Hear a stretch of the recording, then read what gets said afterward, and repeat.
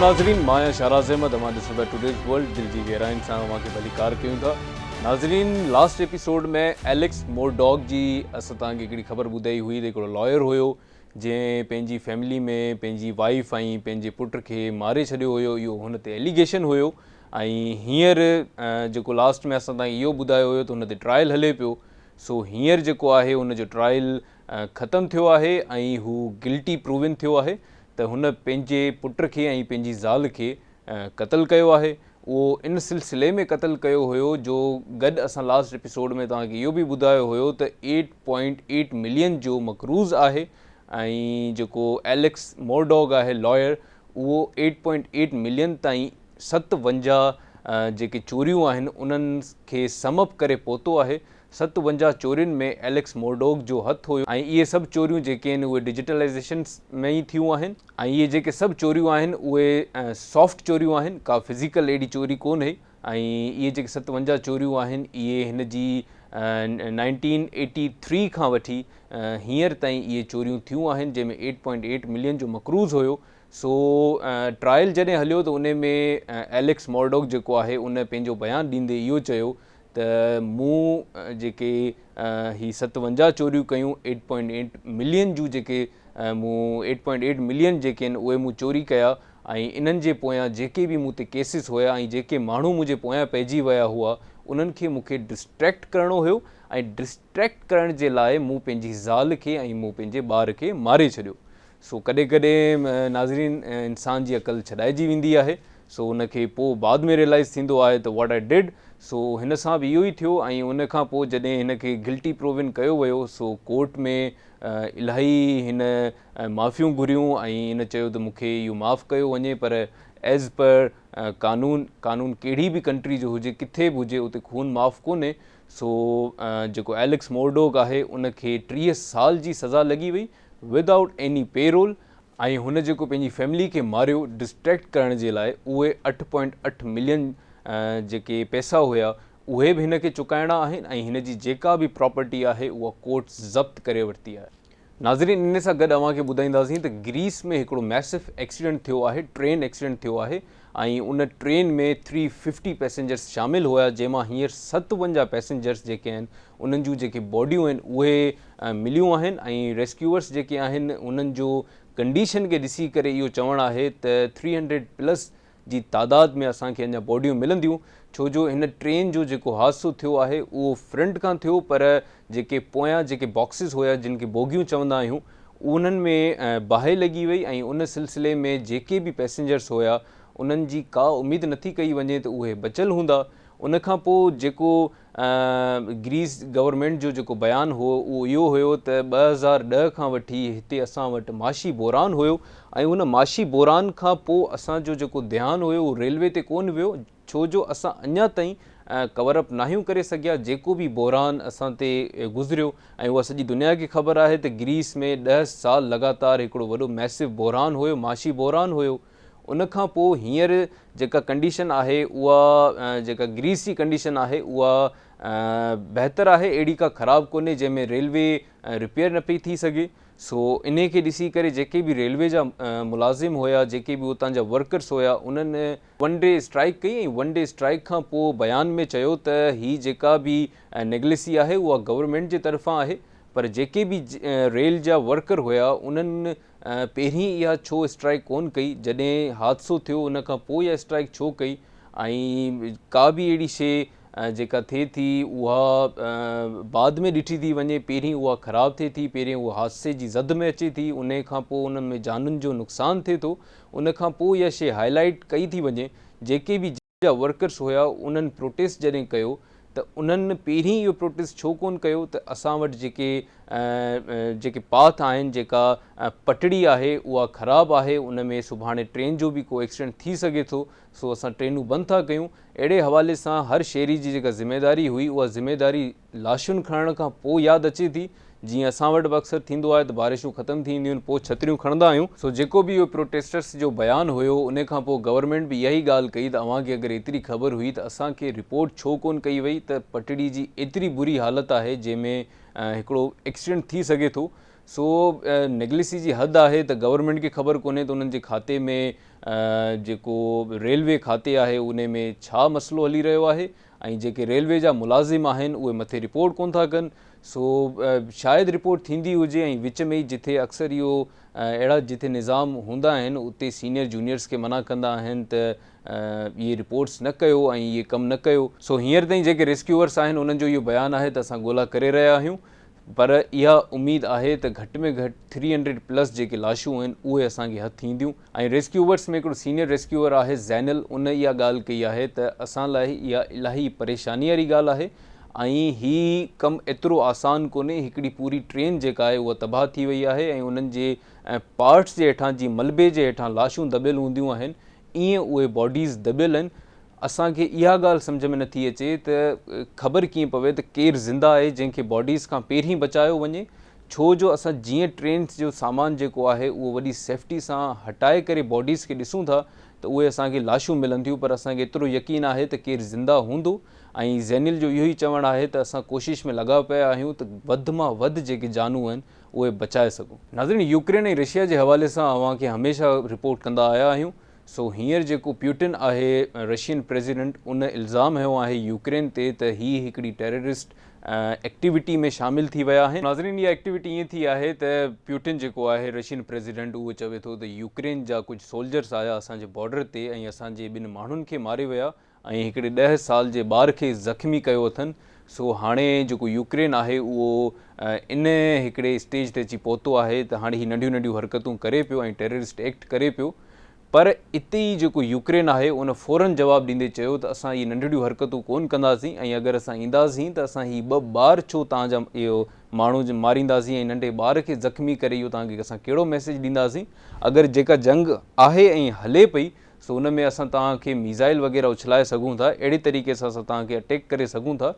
हीअ असां 2 माण्हू मारे को असां अहिड़ो को सबूत तव्हांखे कोन था ॾियणु चाहियूं।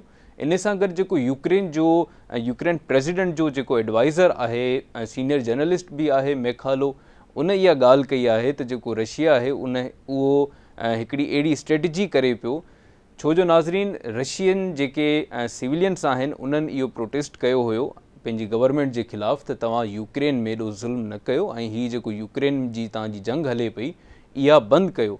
सो मैखालो इहो चवे थो त जेको रशिया आहे उहो पंहिंजी आवाम खे इहो मैसेज ॾियणु थो चाहे, इहो उन्हनि खे भांवर कराइणु थो चाहे त जेका यूक्रेन आहे उहा वाक़ई हिकिड़ी ज़ालिम कंट्री आहे ऐं हुन हिकिड़ी टेररिस्ट एक्टिविटी कई आहे असां वटि। सो हाणे असां अगरि उन्हनि खे मारियूं था त अव्हांखे को बुरो न लॻणु खपे। अहिड़े तरीक़े सां मैखालो जेको आहे इहो हिकिड़ी ट्वीट ॾींदे या स्टेटमेंट ॾिनी अथई त जेको रशियन प्रेसिडेंट आहे उन इहा हिकिड़ी स्ट्रेटजी फॉलो करण जी कोशिशि कई आहे, पर हिन स्ट्रेटजी सां कुझु बि कोन थींदो, छो जो जेके बि ऑर्गेनाइज़ेशन्स आहिनि उन खां पोइ जेके यूनिसेफ आहे उहा पंहिंजी बि सोशल मीडिया ते पोस्टिंग करे इहो ॿुधाए रही आहे त यूक्रेन ते वॾो ज़ुल्म आहे, यूक्रेन सां घटि न पई थिए ऐं यूक्रेन जेको आहे उहो यूक्रेन जा जेके ॿार आहिनि उन्हनि सां इलाही ज़ुल्म थियो आहे। सो UN जनरल में जॾहिं वोटिंग थी हुई तॾहिं अमेरिका छो इहो रद्द कोन कयो ऐं इहो जेको वोट हुयो उहो वोट रशिया जी तरफ़ छो हलियो वियो।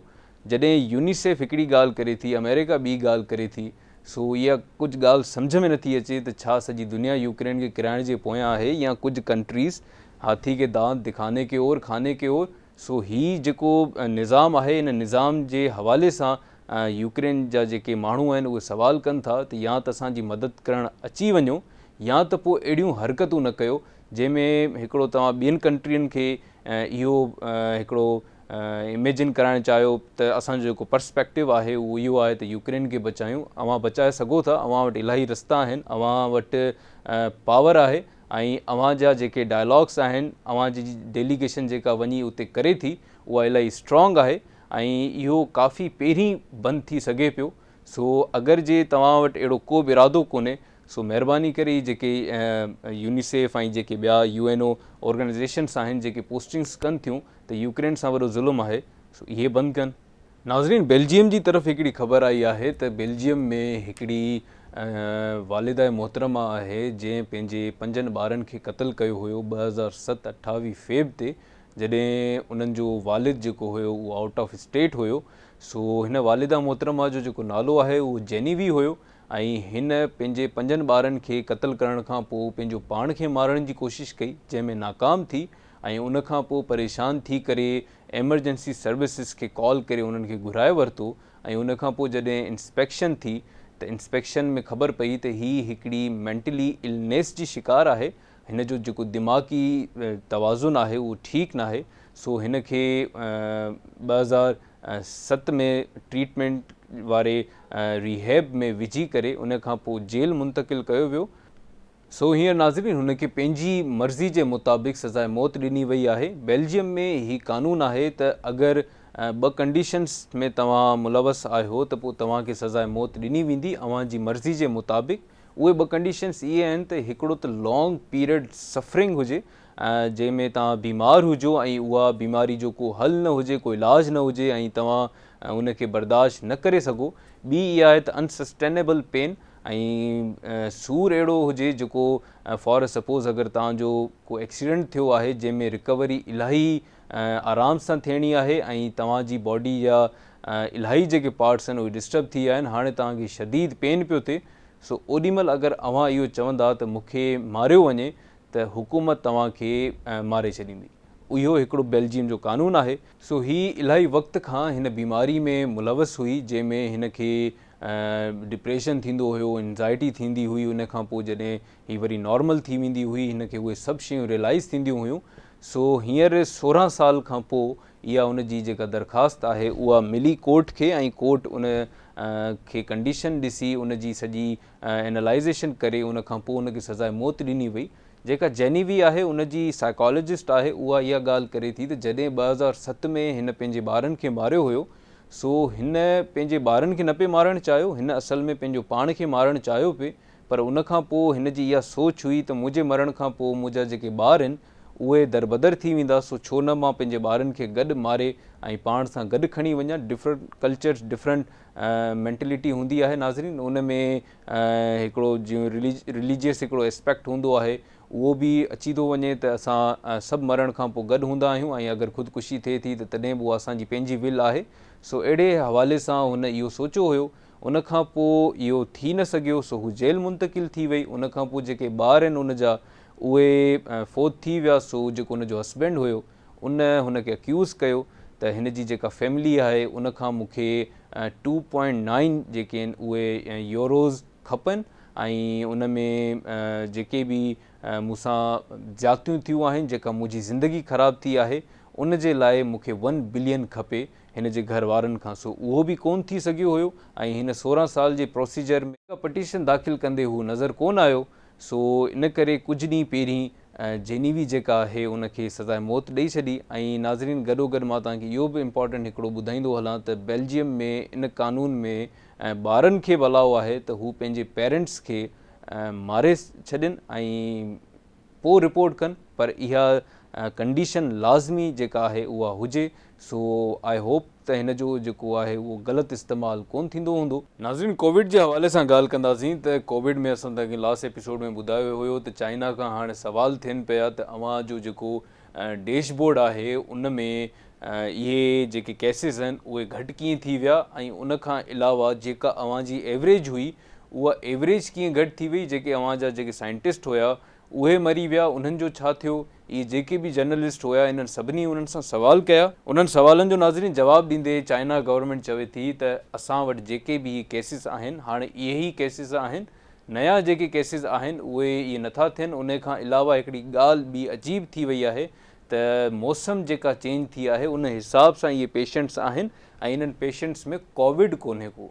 सो WHO जो जेको डैशबोर्ड आहे उन में उन जी जेका रिपोर्ट आहे उहा 23 फेब ताईं जेका रिपोर्ट आई आहे 2023, उहा रिपोर्ट इहा आई आहे त 7 करोड़ 58 लख जेके आहिनि उहे वर्ल्ड वाइड केसिस थिया आहिनि ऐं उन खां पोइ 68 लैक्स 59,000 डेथ्स थियूं आहिनि, उहे बि कंफर्म आहिनि। WHO जो जेको डैशबोर्ड आहे उहो इहो ॿुधाए थो ऐं उन खां पोइ गॾोगॾु इहो ॿुधाए थो त इहो 7 करोड़ ऐं 58 लैक्स जेको कंफर्म केसिस आहे इन में 62% जेको आहे उहो चाइना जी टेरिटरी में अचे थो ऐं इहा जेको रेशियो आहे उहो चाइना जी तरफ़ां निकिरे थो 62%। नाज़रीन, ऐं चाइना चवे थी त असां वटि अहिड़ा के बि हींअर केसिस कोन्हनि के, ऐं हीउ जेको बि आहे उहो फ्लू आहे।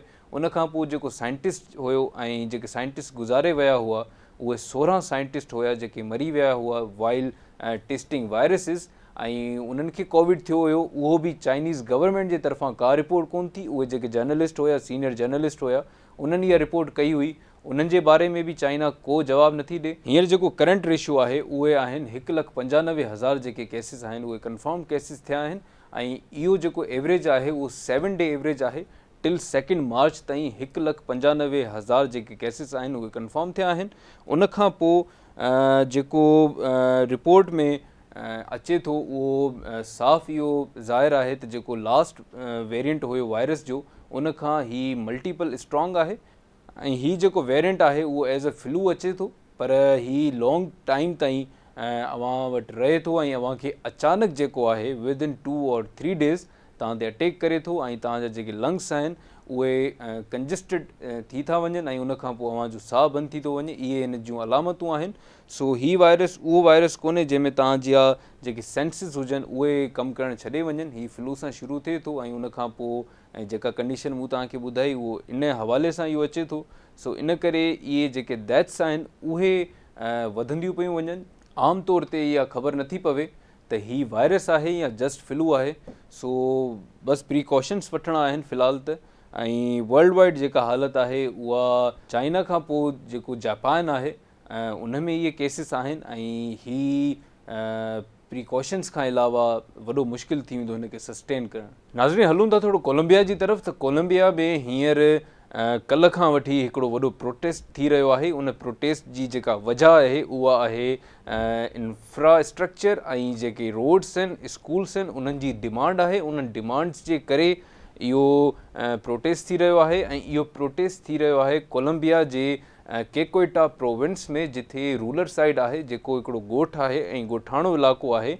ऐं उन इलाइक़े में जेके ऑयल ऐं माइनिंग्स जूं जेके कंपनीज़ आहिनि उहे उते सेट थियल आहिनि, उहे कंपनियूं उते आहिनि। ऐं हीअ जेके बि प्रोटेस्टर्स आहिनि इहे उन कंपनी जा वर्कर आहिनि। पर हिननि जो इहो चवणु आहे त असां वर्कर आहियूं, पर सुभाणे छा असांजी नसल ब नसल वर्कर थींदी रहंदी। असां वटि न को इंफ्रास्ट्रक्चर आहे, न को रोड्स आहिनि, न को असां वटि स्कूल्स आहिनि, न को हॉस्पिटल्स आहिनि। हीअ जेको असां टैक्स भरींदा आहियूं पोइ इहो किॾांहुं वेंदो आहे, ऐं हीअ जेको कमु कयूं था असां कंपनी में, इहा त कंपनी खे ज़रूरत आहे असांजी, ऐं गवर्नमेंट जेका आहे उहा असांजी छा थी करे। इन खां अलावा गवर्नमेंट जेको रिस्पॉन्स लेट कयो, इन जे विच में हिननि सभु कंपनियुनि ॾे विया ऐं सभिनी कंपनीज़ खे वञी इहा दरख़्वास्त ॾिनी त असांजे ॻोठ में जेको ॿारनि जे लाइ घटि में घटि हिकिड़ो स्कूल अहिड़ो ठाहियो जंहिंमें असांजा ॿार पढ़ी सघनि। त उन्हनि बि को रिस्पॉन्स कोन कयो। उनखां पोइ जेको कार्लोस कैमार्गो आहे, ह्यूमन राइट्स जो सीनियर ऑफिसर आहे, उन इहा ॻाल्हि कई आहे त हीअ ॾिसी करे मूंखे इलाही ख़ुशी थी, पर हीअ को तरीक़ो न आहे, प्रोटेस्ट न करणु खपे। अगरि जे प्रोटेस्ट न करणु खपे उहा तव्हां सूरत हाल पैदा छो था कयो, जॾहिं हुननि जो हिकिड़ो राइट आहे, उन्हनि जो हिकिड़ो बेसिक हक़ आहे त उन्हनि खे उहे स्कूल्स हॉस्पिटल्स ॾिना वञनि। रोड्स त चलो हर कंट्री जो हिकिड़ो वॾो मरलो थी थो वञे, त जेके मेट्रोपॉलिटन सिटीज़ आहिनि उन्हनि जा रोड्स ऐं इंफ्रास्ट्रक्चर इलाही डिफरेंट हूंदा आहिनि ऐं ॻोठनि में अलॻि हूंदा आहिनि, पर ॻोठनि में हिकिड़ो स्कूल ऐं हिकिड़ी हॉस्पिटल त ठाहे सघिजे थी। सो हीअ मुनासिबु आहे। हीअ जेको प्रोटेस्ट थी रहियो आहे इहे सभु ठीकु आहिनि। इहो चवण वारो जेको आहे उहो असां वटि कोलंबियन सीनियर वोकलिस्ट आहे, उन इहा ॻाल्हि कई आहे त हीअ जेके प्रोटेस्ट आहिनि इहे फस्ट टाइम असां ॾिसी रहिया आहियूं त we are more united today than ever. ऐं ही जेका होश में अची करे ऐं ही जेके नारा हया पिया वञनि त we want school, we want hospitals for our next nation, त ही इलाही घटि ॾिसण में ईंदो आहे। ऐं हिननि सभिनी खां पोइ जेका इंट्रस्टिंग ख़बर आहे उहा इहा आहे त उते पुलिस वई प्रोटेस्टर्स खे हटाइण जे लाइ, पर उहे पाण बंदी थी विया। 79 जेके पुलिस ऑफिसर्स आहिनि उहे हींअर हुते हॉस्टेज आहिनि। उन खां पोइ हिकिड़ो पुलिस ऑफिसर ऐं हिकिड़ो सिविलियन जेको आहे उहे क़तल थी विया आहिनि उते। ऐं वजह इहा ॿुधाई बि वञे त इलाही क्राउडिड प्लेस हुयो जंहिंमें ही सभु गॾु हुया, ऐं उनखां पोइ ही पाण में विढ़िया आहिनि ऐं जीअं लाठी चार्ज हिकिड़ो ऑर्डर थींदो आहे उहो ऑर्डर थियो हुयो, पर हू बि अॻियां तयारु हुया ऐं हिकिड़ो झगड़े खां पोइ जेके 79 पुलिस ऑफिसर्स आहिनि उन्हनि खे होस्टेज कयो वियो आहे।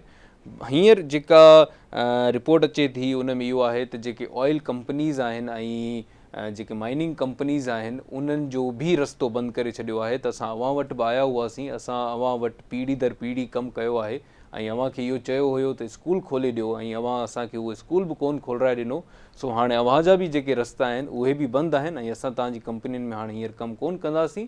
उनखां पोइ जेके उतां जा प्रोटेस्टर आहिनि उन्हनि जो इहो चवणु आहे त असांजी जेका पंहिंजी ज़मीन आहे असां उनखे आबाद कंदासीं, असां इन्हनि वटि बि कमु कोन कंदासीं जेसीं ताईं असांजा इंफ्रास्ट्रक्चर नथा ठहनि, असांजा रोड्स नथा ठहनि, असां वटि हॉस्पिटल नथी अचे, असां वटि हिकिड़ो स्कूल नथो अचे, तेसीं ताईं असां मज़ीद कमु कोन कंदासीं। उनखां अलावा प्रेसिडेंट गुस्तावो पेट्रो जेको आहे उन इहा ॻाल्हि कई आहे त असां तव्हांखे इंफ्रास्ट्रक्चर बि ठाहे था ॾियूं, असां तव्हांखे रोड्स बि ठाहे ॾींदासीं, असां तव्हांखे स्कूल बि ॾींदासीं, असां तव्हांखे हॉस्पिटल बि ॾींदासीं, पर हींअर जेको इहो तव्हां ब्लॉक कया आहिनि रोड्स, इहे महिरबानी करे हटायो त हीअ जेके कंपनीज़ आहिनि इन्हनि जो रस्तो थिए ऐं हीअ जेका सिचुएशन वायलेंट सिचुएशन थी आहे इहा ख़तमु थी सघे। सो जेके प्रोटेस्टर आहिनि उहे चवनि था त ठीकु आहे, जेको बि इंफ्रास्ट्रक्चर ठहंदो ऐं स्कूल कॉलेजिस इहो हॉस्पिटल्स जेके ठहंदा सो उन्हनि जे लाइ जेके बि मज़ूर आहिनि उन्हनि खे मोकिलियो ऐं हिननि खे तव्हां वापसि वठी वञो, तेसीं ताईं असां रोड्स कोन खोलींदासीं। तो फ़िलहाल त नाज़रीन इहा रिपोर्ट आहे त हीअ जेके ॿ माण्हू जेके आहिनि, जेको हिकिड़ो सिविलियन ऐं हिकिड़ो पुलिस ऑफिसर जेको वफ़ात करे वियो आहे, उहे बि उते ई आहिनि, न को उन्हनि खे हॉस्पिटल पहुचायो वियो आहे, न को उन्हनि जे लाइ ॿियो कुझु कयो वियो आहे, इहे बि उते ई उन ई प्रोटेस्ट में मौजूदु आहिनि। सो गवर्नमेंट इहा चए थी त घटि में घटि जेके इहे ॿ माण्हू आहिनि इन्हनि खे हॉस्पिटलाइज़ करायूं, न त असांखे हिकिड़ो स्पेशल ऑपरेशन करिणो पवंदो अवां सभिनी जे ख़िलाफ़ु। इन खां बहितर आहे त हीअ जेको प्रोटेस्ट आहे इहो अवां पंहिंजे तरीक़े सां जारी रखो। हीअ जेके ॿ लाशूं आहिनि इन्हनि खे असां वापसि खणी वेंदासीं। सो जेके प्रोटेस्टर आहिनि उन्हनि इहा ॻाल्हि कई आहे, उहा बि मीडिया सां, त ठीकु आहे हीअ जेके ॿ लाशूं आहिनि इन्हनि खे तव्हां खणी वञो, पर हीअ असां रोड्स तेसीं ताईं कोन खोलींदासीं जेसीं ताईं अव्हां जा जेके वर्कर आहिनि उहे न अचनि। ऐं फ़िलहाल जेके आहिनि उहे डायलॉग्स हलनि पिया, सो ॾिसूं किथे वञी इहा कहाणी ख़तमु थींदी। सो नाज़रीन हींअर हलूं था थोरो फॉरेक्स जी तरफ़। त जेको यूरो आहे उहो 299.15 ते स्टेबल थियो, रियाल जेको आहे उहो 75.10 ते स्टेबल थियो आहे, धर्म जेको आहे उहो 76.74 ते स्टेबल थियो आहे, डॉलर जेको आहे उहो 281.85 ते स्टेबल थियो आहे, ऐं जेको पाउंड आहे उहो 337.92 ते स्टेबल थियो आहे। सो नाज़रीन हींअर ताईं जेके बि इंपॉर्टेंट ख़बरूं हुयूं उहे सभु अव्हांखे ॿुधायूं वियूं। इंशाअल्लाह ताला वरी मुलाक़ात कंदासीं नेक्स्ट एपिसोड में। तेसीं ताईं पंहिंजो ख़्यालु रखिजो। तव्हां ॾिसी रहिया हो टुडेज़ वर्ल्ड। मां आहियां इशारा।